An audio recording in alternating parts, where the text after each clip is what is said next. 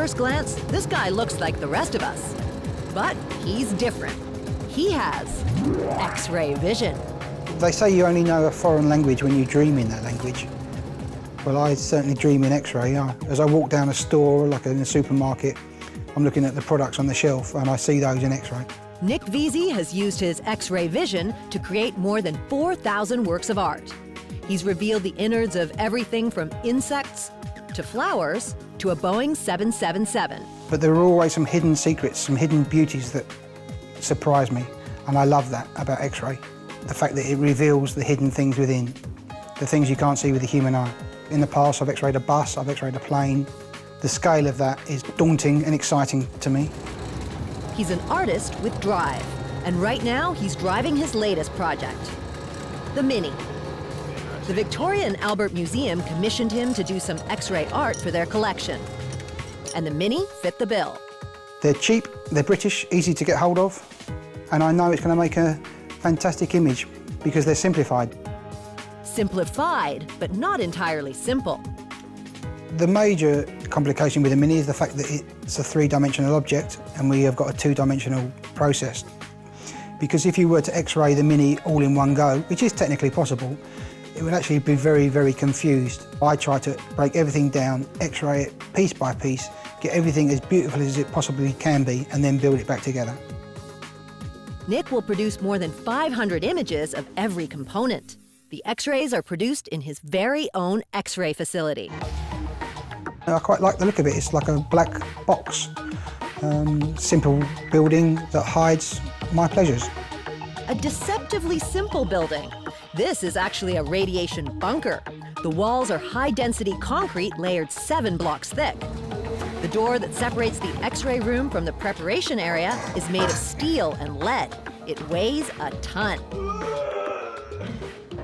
And the floor is a high-density concrete that absorbs radiation. The design was over-specified to manage the radiation because it's my life I'm dealing with. So there's probably more concrete than you need to control the radiation from the equipment we're using, but it does allow me to put in a more powerful X-ray machine should I need it. The X-ray machine he uses is powerful enough. A typical X-ray in a hospital is about 100 kilovolts for 0.2 of a second.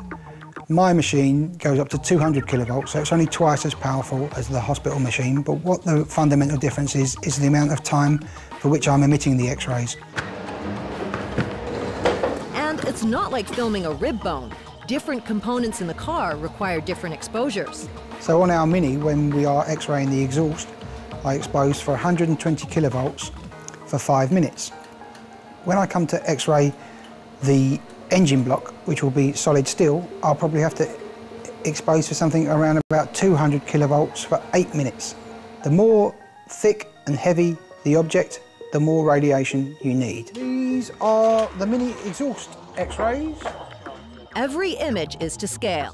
When I take an X-ray onto film, the image on the film is exactly the same size as the object. So everything has to be broken down into 14 by 17 inch sections. The way I normally describe it is that those are the sizes of our jigsaw puzzle. Nick turns all his X-ray films into digital files. To do that, he and his assistant scan the X-rays on this machine. After years of experimenting with different scanning processes, we stumbled across a 1980s drum scanner, which is a beast of a scanner, but it creates the most fantastic quality, high-resolution images. Much better detail than anything else we've tried. The files are imported into the computer to build the big picture. I like the fact that it's not perfect, and it's used and it's We'll seen a life, and that it's a 50-year-old design we're celebrating. So this. We just take out the scratches as and when.